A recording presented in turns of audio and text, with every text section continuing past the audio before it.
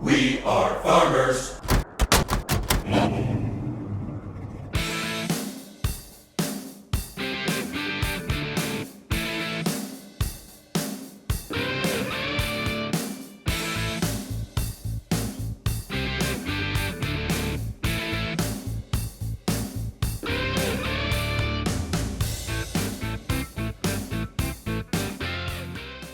My name is Frank Pascoe.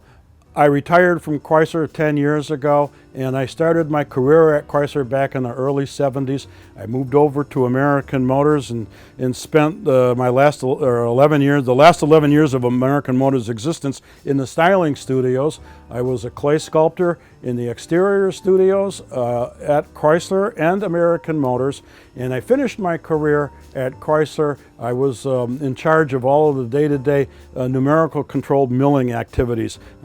Back in the old days, as a clay sculptor, we did everything by hand. Now everything is done via computer, and that's how I retired. The first time I knew that a car was cool, my dad bought a 1958 Chevy Impala, triple black with a big motor and all that. And I was 8 years old. Again, I went with him to pick that car up, and I knew that that car was cool, and it's still cool to this day. My dad was a tool and die, or he was a pattern maker for tool and die development. And then he owned his own business, and that's basically where I got my start at, learning how to do die patterns and tool and die development and that sort of thing. While I was working there, my dad always used to tell me, you know, you should be a clay sculptor. Those guys are prima donnas and they make a lot of money. Well, as it turned out, that's what I ended up doing for a career. I'm not so sure about the prima donna part, nor was I so sure about making more money than anybody else, but that's basically where that came from. Back in 1963, we were out on the street in front of the house, you know, playing catch, and we heard this really strange, high-pitched, whining jet kind of noise. We wondered what it was, and we turned our heads to the corner, and we saw this bronze-colored car turning around the corner and coming down the street. It was a 1963 Chrysler turbine car. I saw that car, and I'm 13 years old, and I said that was my epiphany moment. That I said to myself, when I grow up, I want to design cars just like that. That's what I want to do with my life. Because I knew that I had an artistic bent. You know, I was always drawing pictures. And when I saw that guy, I want to be able to do that sort of thing. When I was in high school, I had an algebra class, and we had to take notes. And on this page were algebra problems, but when I got bored with it, on this page was little car drawings that I was doing. So I tell my grandkids, I didn't do well in algebra, but I made a living out of designing and drawing cars. Don't do what I did, but that's how it started for me. I got a degree from Oakland University in fine arts, had nothing to do with cars or any of that sort of thing. I graduated from there in 1973 thinking, okay, what am I going to do with a fine arts degree? Center for Creative Studies was a big school downtown here in Detroit where if you want to be an automotive stylist or a industrial designer, that's where you went to school.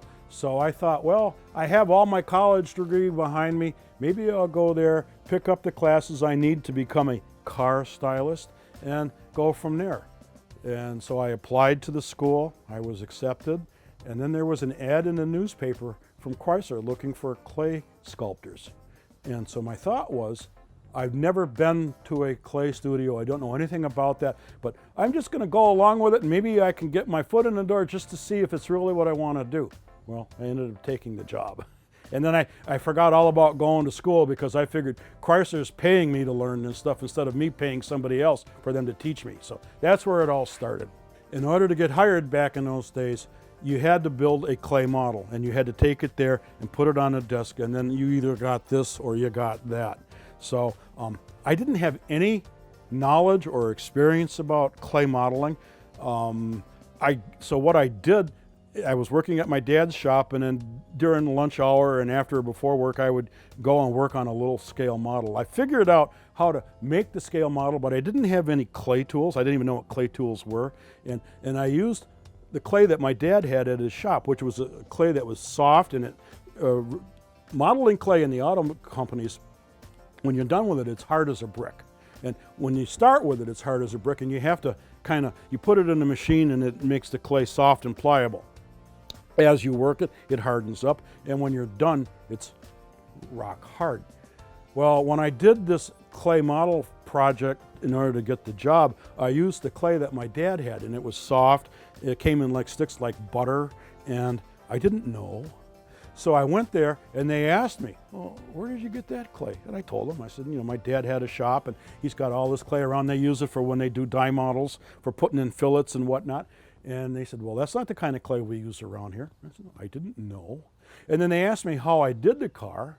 And I said, well, I didn't have any clay tools. So I just kind of, found things here, some pottery tools and, some things like that. I could, like slicks, like you could slick out and make the surface smooth.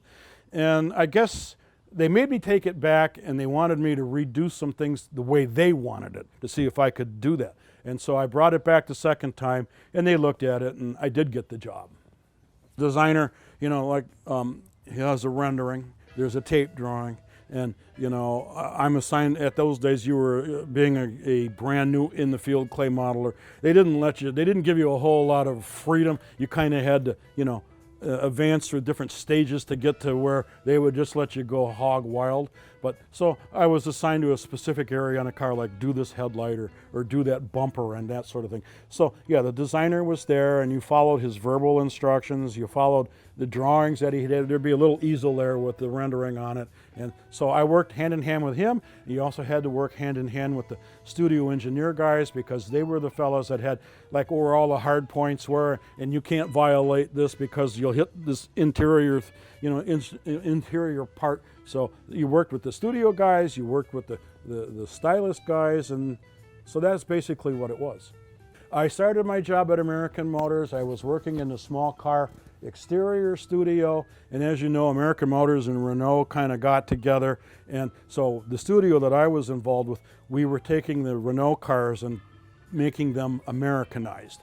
Once they gave me the drawing and said, okay, we need to do this, and I need to have this kind of a shape in it, or this kind of a highlight that runs through it, they went back to their desks, because they knew that we were the guys that created that stuff.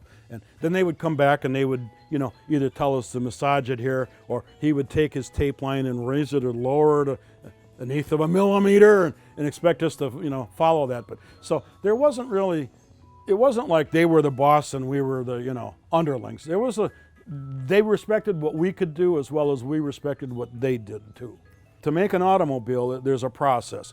The rendering, the clay model. Once the management buys the clay model, they take body information off of that clay model and they put it on paper. And now now you make tools, the stampings and the presses and the punches based off of those body drafts. When product planning would come to, styling office, design office, and say, we would like to do something that fulfills these parameters and requirements.